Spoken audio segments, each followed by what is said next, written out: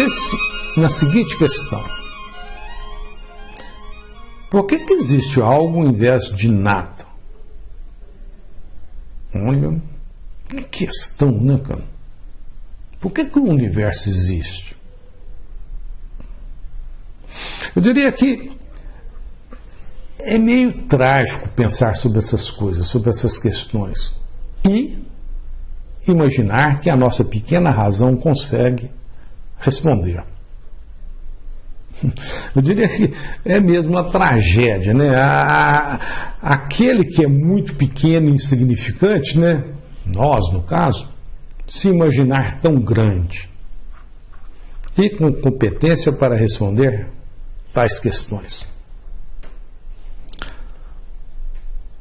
Lembre da alegoria dos lobos, planície, o abismo. Olha, sempre que tentamos responder questões como essa, falar de Deus, é como se estivéssemos correndo pela planície com os lobos mordendo nos nossos calcanhares. Assim mesmo. Nessa corrida, em geral, quando pensamos em Deus, racionalmente tentando provar coisas sobre Deus, puxa, vem mordido de lobos. E, em geral, o que fazemos é uma troca de crença.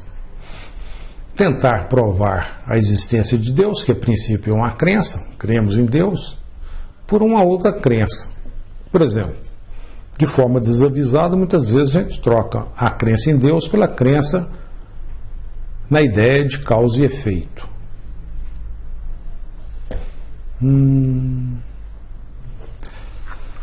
Estranho, né? Causa e efeito.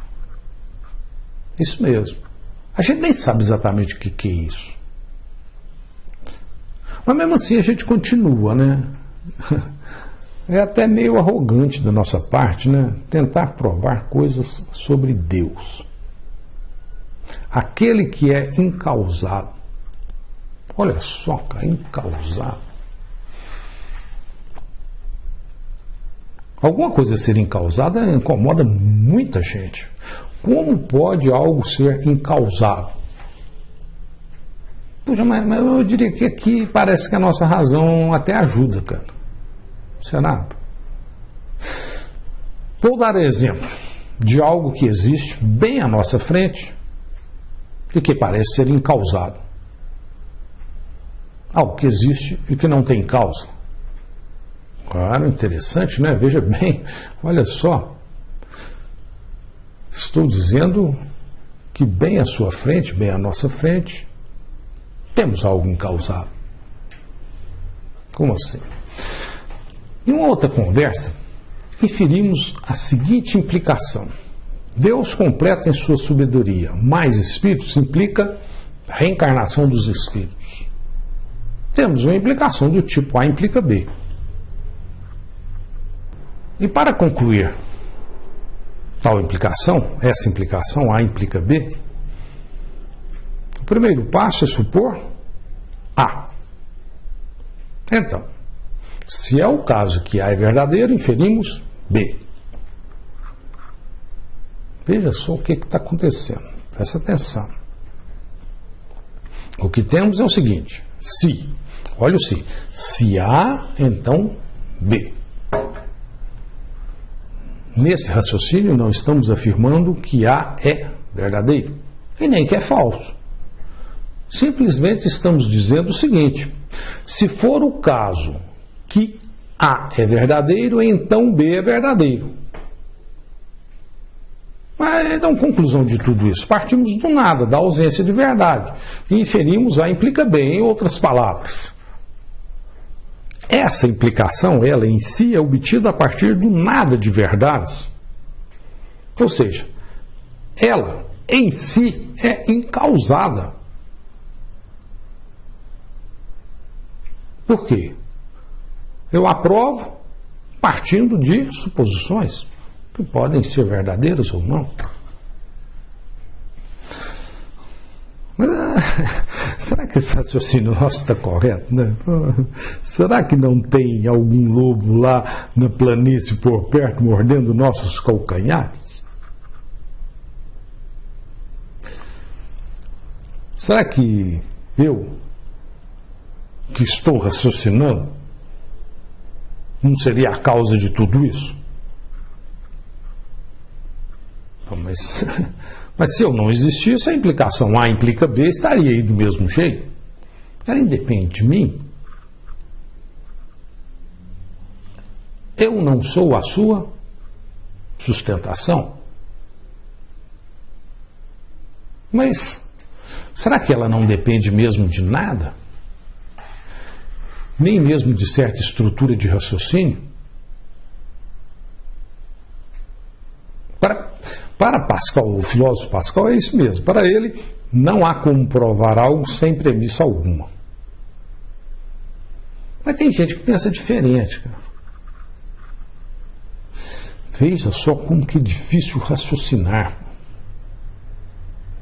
Isso ocorre porque sempre que raciocinamos, podemos questionar o nosso raciocínio. E se pensamos sobre Deus, podemos então questionar também o raciocínio utilizado. E isso é desafiador e difícil. Outra coisa. Observe algo importante. Pelo argumento cosmológico, não conseguimos inferir a existência de Deus de forma segura, evidentemente. Mas isso significa que Deus não existe? Claro que não. Em geral, os ateus pensam assim, né? Mas presta atenção no que vamos falar agora, que é muito importante. Presta atenção. Dado que não conseguimos provar algo, isso nos mostra o seguinte, que a nossa razão, com seus limites, não está sendo suficiente para a tarefa. Só isso. Além disso, por exemplo, no caso de Deus, a existência de Deus independe de mim e da minha capacidade cognitiva. Não é, digamos, de forma alguma necessário que eu consiga provar a existência de Deus para que ele exista. Olha, decididamente, temos que nos colocar no nosso devido lugar. Somos muito pequenos e nos falta muito para compreender as coisas. Portanto, não conseguir provar a existência de Deus não implica a sua não existência. Presta atenção nisso. Nesse sentido, veja o que Pascal disse. O homem está sempre disposto a negar tudo aquilo que não compreende. Interessante, né? Olha só, isso é uma tendência nossa mesmo. Mas, enfim, será que é tão importante assim provar a existência de Deus? Cara? Usar a razão para pensar sobre Deus? Talvez não, cara. Por quê? Simples. Vá com fé. Salte no vazio de razão. Lá não há lobos no seu encalço. Lá você não existe pela razão, digamos, mas sim pela fé, pela experimentação, pelo sentimento. Pascal, de novo, o filósofo Pascal, falou algo bem relevante. Olha só. É o coração que sente Deus e não a razão. Poxa, o Pascal foi uma pessoa muito interessante mesmo, né? Veja outra ideia dele. Ele também diz o seguinte: 2 excessos. Excluir a razão, admitir apenas a razão.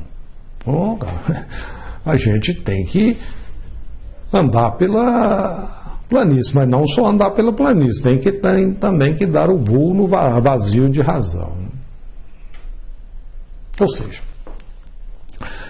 não podemos nos prescindir da razão e também ser só razão. Na verdade, eu diria que a gente não consegue se livrar da razão. Ela estará sempre com a gente, ajudando ou atrapalhando. Às vezes a razão até atrapalha a gente a ser feliz. Esses questionamentos profundos que a gente faz atrapalha às vezes. Às vezes é melhor ir a uma festa como um jovem, beber algumas, ficar meio zonzo e se sentir feliz, com muito sentimento e pouca razão. Mas não dá para ficar fazendo isso o tempo inteiro. A razão sempre puxa a gente de volta. Continue assistindo os vídeos. Temos mais um.